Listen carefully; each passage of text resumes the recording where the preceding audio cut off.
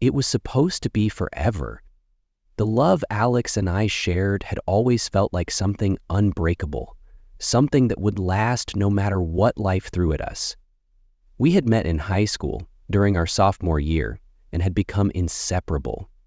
There was no doubt in my mind that we would grow up together, that we would eventually get married, buy a house, and live the life we'd always dreamed of. When Alex left for the Navy, it felt like the world was pulling us apart. I was 17, still in high school, and Alex was 18, on the cusp of adulthood. We had made promises to each other, promises that no matter the distance, no matter the hardships, we would always be there for each other. He told me he would come back, that it would only be a few months. But even as he said those words, something inside me couldn't shake the feeling that this would change us. I didn't realize then how much it would change me. The first few weeks after he left, I was fine. We talked every day, wrote letters, shared our thoughts and dreams. It felt like we were still together, still in sync, despite the miles separating us. But as time went on, something began to shift. His letters became less frequent, his voice over the phone less warm. He was still my Alex, but I could feel a distance growing between us, and I didn't know how to bridge it. I spent my days waiting for his letters, his calls, and when they didn't come as often, I felt an unsettling emptiness inside me. It wasn't his fault. He was busy serving his country, but something changed in me, something I didn't know how to explain. Then came Jake. It wasn't Jake's fault. I had told myself that 1,000 times. He was just a friend. We had grown up in the same town, shared classes, and had always been in the same circle of friends. But Jake was there, and I was alone. The nights felt the loneliest. I would sit in our living room, the television on, but I wasn't really watching. I would glance at the empty seat next to me, the place where Alex should have been. The phone calls from Alex, though I cherished them, were no longer the same. His words were distant, his tone often tired, like he was somewhere far from me, somewhere I couldn't reach. Jake, on the other hand, had always been a good friend. He knew I missed Alex, and he was always there to listen. In the beginning, that's all it was, just talking. I didn't expect anything else. I didn't expect to feel so comfortable with him, and yet, each time we spent time together, the connection between us deepened. It wasn't supposed to happen. It was just a kiss, a single moment that I told myself meant nothing, that it wouldn't affect my relationship with Alex. But that one kiss changed everything. It started innocently enough. Jake invited me to a party, one of those typical high school gatherings where everyone drank too much, laughed too loudly, and pretended everything was fine. I went because I was tired of sitting at home, feeling sorry for myself. Alex had called just the day before, and his voice sounded so distant. At the party, Jake and I found ourselves alone on the porch, talking about everything and nothing. We laughed, and for the first time in a long time, I didn't feel like I was waiting for something. I didn't feel like I was missing a piece of myself. I felt like I belonged again. Jake leaned in, his face inches from mine. "I've always wondered what it would be like," he whispered. His lips brushed against mine before I could respond, and in that moment, all the noise in the world faded away. I kissed him back. It wasn't planned. It wasn't something I had wanted, or at least I told myself that. But the more we kissed, the less I thought about Alex, about the distance between us, about the promises we'd made. I didn't pull away, I didn't stop. I let Jake kiss me again and again, until everything around us became a blur of confusion and guilt. The next morning, I woke up with a sinking feeling in my stomach. My mind raced as I replayed everything in my head. The kiss, the way Jake's hands had felt on me, how he had made me forget about everything I had been missing. I told myself it was a mistake. I convinced myself that it didn't mean anything. But deep down, I knew it had changed something inside of me. I had crossed a line I never thought I would cross, and now there was no going back. I spent the next few days avoiding Jake, avoiding the reality of what I had done. Every time I picked up the phone to call Alex, my hands shook and my heart clenched. I couldn't tell him the truth. I couldn't admit what had happened. How could I? I had promised him I would wait. I had promised him I would be loyal. But now I had betrayed him, and every word I spoke to him felt like a lie. Jake called me a few days later, but I didn't pick up. I couldn't face him. I couldn't face myself. Days turned into weeks, and I continued to lie. I lied to Alex in every letter I sent him, every phone call we had. I told him I missed him, that I was waiting for him. I told him everything was fine, even though nothing was fine. Jake, on the other hand, had become a constant presence in my life. He knew what had happened, and though I could see the guilt in his eyes, he never judged me. He was there, always there, ready to listen, ready to take the place of the person I had left behind. But the more I spent time with Jake, the worse I felt. Every time I kissed him, I felt like I was betraying Alex all over again, and yet the guilt didn't stop me. It only made me feel more alive in a way I didn't understand. Alex wrote to me a few weeks later. His words were loving, full of warmth, but something in his letter felt different. He spoke about how much he missed me, but also how hard it was to be away, how much he wished we could be together. And that's when I realized I wasn't the same person he had left behind. I wasn't waiting anymore. I wasn't the girl he thought he could come back to. The next time I saw Jake, I knew what I had to do. I had to stop pretending. I had to face the truth no matter how much it hurt. "Jake," I said, as we sat on the couch, the weight of the moment pressing down on me. "I can't do this anymore. I've been lying to Alex. I've been lying to myself." He looked at me, his face a mix of sadness and understanding. "I know," he said quietly. "I'm not asking you to leave him for me. I'm not asking you to make any decisions. But you need to figure this out. You need to stop hiding from the truth." I nodded, tears welling up in my eyes. I never wanted this to happen. I never wanted to hurt him, but I've already hurt him. I've already betrayed him. Jake didn't say anything. He just pulled me into his arms, and for a moment, I let myself feel the comfort of being held, of being cared for. But in my heart, I knew that nothing could fix what I had done. The day Alex called me from port, I knew things were about to change. He sounded tired, like he hadn't slept in days. I hadn't heard his voice like this before. He told me he missed me, that he couldn't wait to come home, that he was thinking of me every day. I could feel the tears welling up in my eyes as I heard his voice. I wanted to tell him the truth. I wanted to confess everything I had done. But I couldn't. I couldn't bring myself to do it. "Abe," he said, his voice soft. "I'm almost home. I can't wait to see you. We'll figure this out together." And that was when I knew. I couldn't wait for him anymore. I had already moved on in a way I never thought I would. I had already broken the promise we made all those years ago. When Alex came home, everything changed. He could tell something was wrong, but he didn't know what. We tried to pretend everything was fine, but the truth was already there, hanging between us like an invisible wall. I couldn't keep lying. I had to tell him the truth, but when the words finally left my mouth, when I told him about Jake, about the kiss, the betrayal, he didn't shout, he didn't scream, he just looked at me, his eyes full of hurt and confusion. "I don't know who you are anymore," he whispered. And that was the moment I lost him. The moment I lost everything. The days after I confessed felt like they stretched into an eternity. We didn't talk much. We didn't argue either. Alex just shut down. It wasn't the anger I expected. There were no screaming matches, no slammed doors. There was just silence. The kind of silence that screams louder than any words. He moved out of our apartment without saying goodbye. He didn't even pack most of his things. He just took what he needed. A few clothes, some personal items, his duffel bag, and that was it. The man I had promised forever to, the one who had once held me close and told me we could get through anything together, was gone.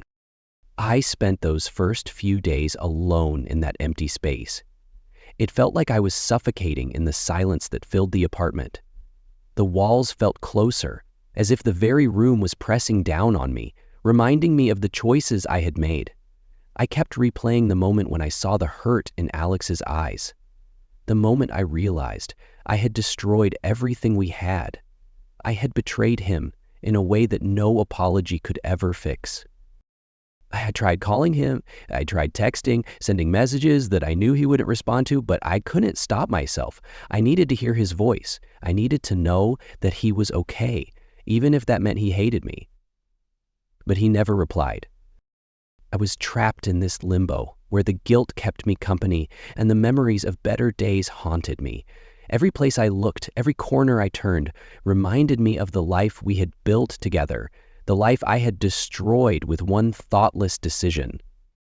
The days grew heavier, and the loneliness became unbearable. The worst part wasn't that Alex was gone. It was that I didn't know how to move forward. I couldn't go back to what I was. I couldn't go back to being the person who could smile and pretend everything was fine, not when everything inside me was broken. Jake had tried to reach out. I hadn't answered his calls or texts either. The truth was, I wasn't sure how to feel about him anymore. He had been there when I needed someone, but the lines between right and wrong had become so blurred that I didn't even know who I was anymore. He had become a distraction, a way to cope with the pain. But the guilt I felt every time I saw him or even thought about him was overwhelming.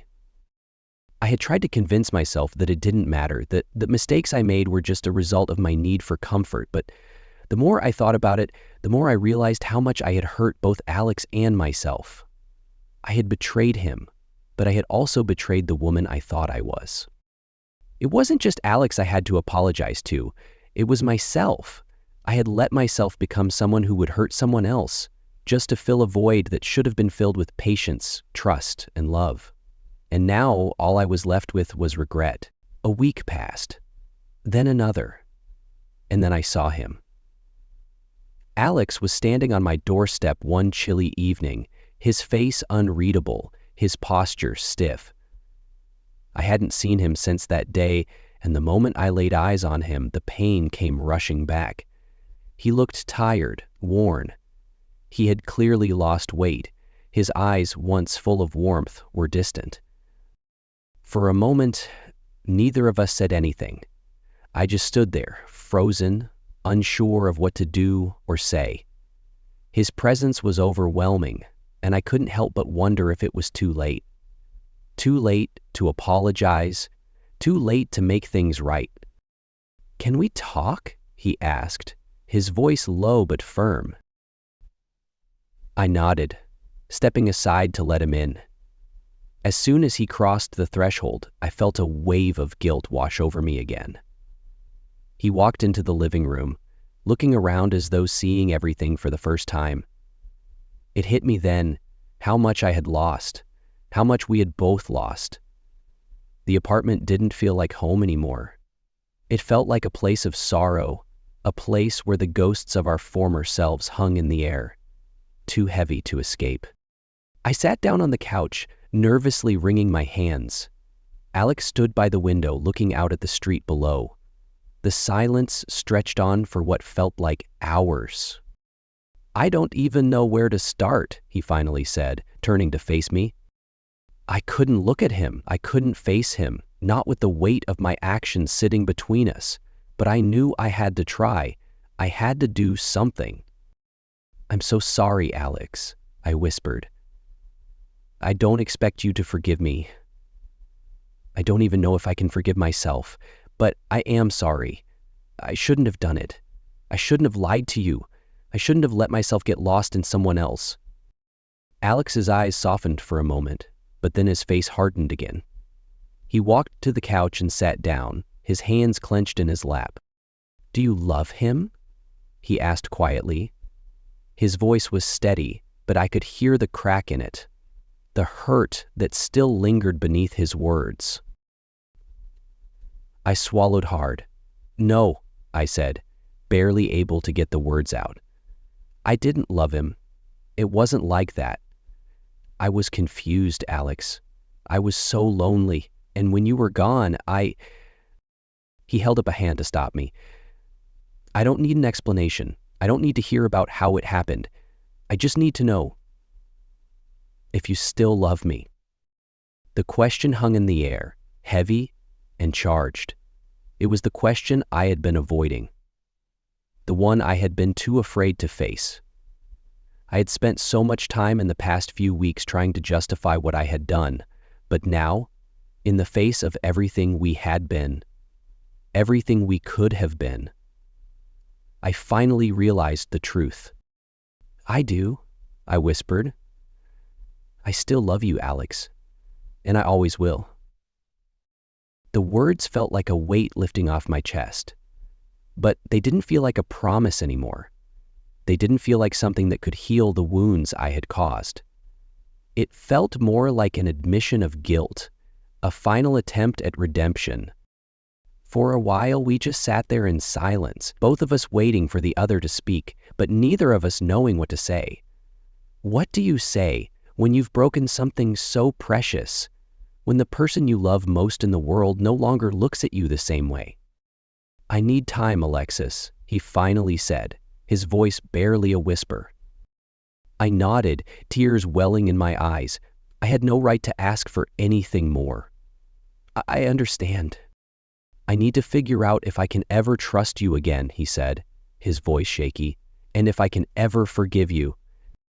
I didn't answer him. There was nothing to say. I had betrayed his trust in the worst way, and now I had to live with the consequences. Alex stood up and walked to the door. Before he left, he turned back to me, his eyes locking with mine. I'll be back in a few days to pick up the rest of my things, he said quietly.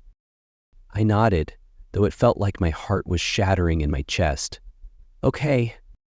And then he was gone. Just like that, gone. The days that followed were unbearable. I couldn't stop thinking about Alex, about everything I had lost. I spent those days replaying every moment, every word, every kiss, wondering how I could have been so blind. How could I have done that to him, to us? But there was no turning back. There was no way to undo the past. Alex didn't call or text. There was no word from him, no indication of what he was feeling. I had expected as much. After everything that had happened, I knew that he needed space. He needed time to process the betrayal. And so I waited, waiting for a sign, waiting for a text, waiting for the inevitable conclusion to this chapter of our lives. The silence that followed Alex's departure settled like dust in the apartment.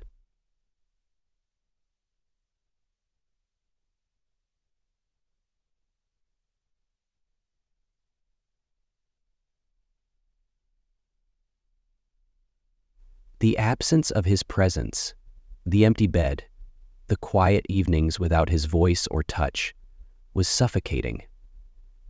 Every corner of the apartment, every familiar place, reminded me of how quickly everything had unraveled. I tried to focus on other things. I threw myself into work, spending long hours at the office, anything to keep my mind from wandering back to him, back to the mistakes I had made. But no matter how hard I tried, I couldn't escape the thought of Alex. His face, his voice, and the feeling of his arms around me haunted me in every waking moment. He was everywhere, even though he was no longer here. I knew I needed to give him the space he had asked for, but it was harder than I imagined. Every time I picked up my phone, I fought the urge to call him. I wanted to reach out, to apologize, to beg him to forgive me. But something told me that doing so would only make things worse. He needed to come to me when he was ready, and all I could do was wait. The waiting was unbearable, and I hated myself for feeling this way. I hated myself for putting him through this, but I also hated how much I missed him, how much I regretted what I had done. I was caught in a cycle of self-loathing and longing, with no way out. A week passed, then two. I didn't hear from Alex, and as the days dragged on, the weight of uncertainty began to crush me. What if he didn't come back? What if this was the end? I tried to stay busy, to convince myself that I could survive without him. I kept telling myself that I had to be strong, that I could move on and accept whatever happened. But deep down, I knew that I couldn't. Then, one evening, my phone rang. I didn't recognize the number, but my heart skipped a beat. I hesitated before answering. Could it be him? Hello? I said, my voice shaking. Hi, Alexis. Alex's voice came through the line, calm but distant. My breath caught in my throat. Alex, I just wanted to let you know that I've been thinking, he interrupted, about everything, about what happened between us. His words felt like a punch to my chest. I had waited for this moment for so long, but now that it was here, I wasn't sure I was ready to hear it. I know I hurt you, he continued, his voice quiet. I don't know if I can forgive you, but I'm willing to try. For us. I could hardly breathe. Alex, I'm so sorry. I never meant to hurt you. I don't even know what I was thinking. I was weak, I was confused, and I've hated myself every day since. There was a pause on the other end, and for a moment I thought he had hung up. But then he spoke again. I'm coming over, he said. We need to talk. Alex arrived a few hours later. When I opened the door, I saw the same man I had fallen in love with, tall, with that familiar smile. But something had changed. The warmth in his eyes was gone, replaced by a guarded emptiness. It was as if the person I knew had been replaced by someone I didn't recognize. We didn't say anything at first. I stood there, looking at him, waiting for the words to come. But there were no easy words. The silence between us was heavy, filled with all the things we hadn't said, all the things we both knew but hadn't been able to face. Finally, he spoke. I don't know if I can do this, Alexis, he said, his voice low and raw. I don't know if I can ever look at you the same way again. You lied to me. You betrayed me. And I don't know if I can forgive that. I felt my heart break, and for the first time since everything had gone wrong, I understood the full weight of what I had done. This wasn't just about one mistake. It wasn't just about a kiss. It was about trust. It was about the person I promised to be, the woman who had vowed to stand by him no matter the distance. And I had broken that promise. I understand, I said, my voice barely a whisper. I don't expect you to forgive me. I don't even know if I can forgive myself. Alex took a deep breath, running his hand through his hair. I've been thinking about us. About everything. And I don't know if I'm ready to forgive you yet, but I'm willing to try. For you, for us, for what we had. But you have to understand, Alexis, this isn't something that just goes away. I know, I whispered. I know it will take time. And I'll do whatever it takes. I'll prove to you that I'm sorry. I'll show you that I can be the woman you deserve. If you'll let me.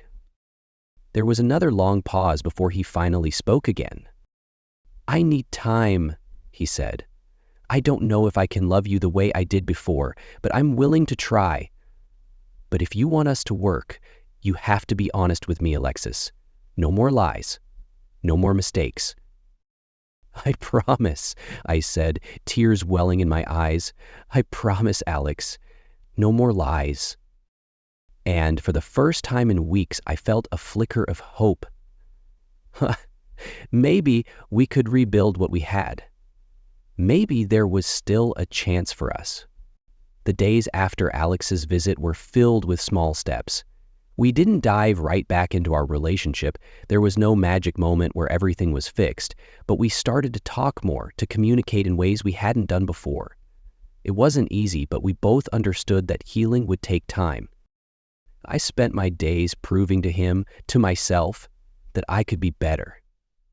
I cut off all contact with Jake, knowing that I needed to fully let go of the past if I wanted to move forward, and I focused on being the person Alex had once known, the person who loved him unconditionally, who had never doubted him. It wasn't easy. There were times when I thought I couldn't do it, times when the guilt overwhelmed me. But every time I looked at Alex, I knew that I was doing the right thing. Alex, too, began to open up. Slowly, his walls started to come down. He wasn't ready to forgive me fully, but the fact that he was even willing to try meant everything. He hadn't walked away, and that, I realized, was more than I could have ever hoped for. It was a month after Alex had come over to talk that things started to shift. We were sitting on the couch together, just talking about our day, when he looked at me and smiled. It wasn't the same smile he had once given me, but it was a smile. It was a small victory, but it felt like a breakthrough. "I don't know where this is going," he said softly, his hand brushing mine, "but I want to try. I want to try and see if we can rebuild what we had." Tears welled up in my eyes as I squeezed his hand. "I want that too, Alex, more than anything." We weren't there yet, and I knew the road ahead would be difficult. But in that moment, for the first time in a long time, I believed that maybe, just maybe, we could heal. The journey of rebuilding trust, of healing a relationship that had been fractured, wasn't an easy one. There were times when I felt like giving up, when the weight of my guilt felt too heavy to carry. But Alex was still there. He hadn't left. And that, more than anything, gave me the strength to keep going. We learned to communicate better, to be honest with each other about our feelings and fears. It wasn't perfect. There were still moments of doubt, still moments when I feared we wouldn't make it. But each day, we grew stronger, inch by inch. Months passed, and while the scars of the past were still there, they no longer defined us. Alex and I had come to a new understanding of each other and of what it meant to love and trust again. I will never forget the day Alex took my hand, looked into my eyes, and said, "I'm still here, and I want you to know that I'm here to stay." And in that moment, I knew that no matter what had happened, no matter the mistakes, we were stronger than before. The road to healing hadn't been easy, but it had brought us closer. And as we moved forward, I knew we could rebuild our love, one step at a time.